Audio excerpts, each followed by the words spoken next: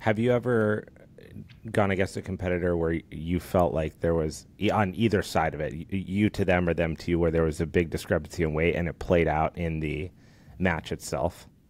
Yeah, absolutely. I've definitely done matches where I've had plenty of day before weigh-ins where I walk in and I'm like, okay, well, they definitely cut a lot more than me because I'm Yeah. always on the side of really trying to not cut too much weight. Yeah. And sometimes I walk in and I'm like, yeah, okay, so they definitely cut about 10, 15 pounds for that. What And is that? it does have an effect. What does it feel like in the match itself? Like when you obviously there's a psychological component to that because you visually see them before and you're like, oh shit, they're heavy. But when you're actually in the match itself, what do you notice changes in your skill set, in the way that they roll? Like how does weight actually play out at your level of competition? Yeah, I mean, strength definitely helps. Like, I'm not gonna lie. Obviously, if you're just bigger, stronger, it's gonna make it more difficult. I like going against bigger girls anyway. I'm always the first one to sign up for the absolute division, the first one to like go up in weight. I enjoy that. I think it's a fun challenge. And I also, I always tell myself like, hey, I didn't cut all that weight. I'm walking in feeling great. I know my gas tank's gonna be great. So I think it's tricky to deal with someone stronger, but that's kind of all the time. You could be with someone who's Totally. they're way stronger than you anyway. But I have noticed that like deeper into matches, especially at a higher level, like the gas tank starts to play a role. Say you're in like a 10, 15-minute match.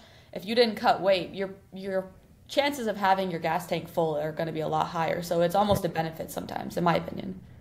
I think at your level, like when for the hobbyists, when you start doing jiu-jitsu, right, people are like, don't use your strength, use your skill, which I think is a super valuable tool, especially if you come in athletic, because you will miss out on opportunities to get technical advancement because you're strong and you can just Oh, for sure. bully people, right? So in the beginning, super valuable piece of advice. At your level, you want to be strong because you know you're both technical. So if you're stronger, more dynamic and athletic, and you can do things where your proprioception and your athletic ability play into the movement, now we're talking about a big advantage over an equally skilled opponent. So when you're at Atos and you're getting ready for a big competition like a WNO or something like that, how do you adjust for those kind of things? Like, how do you utilize your athleticism? How do you challenge your athleticism? How do you utilize your strength? Because I would imagine you guys probably train harder in training than you, if you can tell me about your toughest match. I would imagine that the training leading up to that match, win or lose, was way harder than the match itself. Yeah, honestly, I literally do not know a match that I've been in where I felt like it was harder than training, which is something that I take for granted all the time. And actually, a lot of people at Atos talk about this.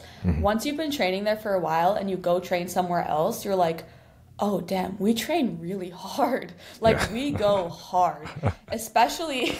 So, like, we have normal classes, and those classes are, there's a lot of non-competitors mixed in. It's not like we're killing each other every class.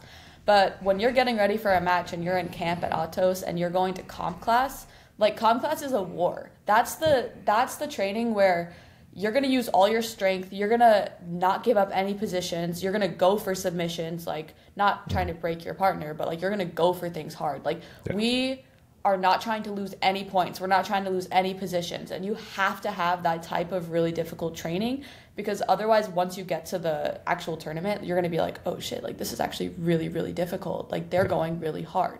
And Atos and Galvao, he's always talks about this, like you have to prepare for that. And if you don't, you're going to feel that pressure and you're going to feel that aggression, and it might scare you. But if that's how you train like frequently, you're ready for that. So we definitely go hard at comp class. And honestly, I am also training with a lot of bigger girls. So I'm not really like, oh, I shouldn't use my strength. Like I'm training with like Rafaela Gadez, Gabby McComb, like all these girls who are brutes. So I'm going for it. When you're training with people that are bigger and stronger than you like that, how do you, like, what intention do you bring into your training to get value out of it, knowing that you're going to get smashed? Because part of it, I would imagine, is you want to, as you get closer to a competition, anything, you want your confidence to build up to that day. Because if you go into any competitive setting and you're unsure, especially one that's physical in nature like this, you're already at a disadvantage. So each day that you get close to you need some element that's going, fuck yeah, right? I'm doing the right thing. I'm figuring this out. I'm sharpening my tools. I'm going to go for it. But when you go in there and you train with people that are bigger and stronger every single time, what do? What positions do you work to focus on those areas where you know you're getting better despite getting beat up all the time? Yeah, so I think there is definitely a balance.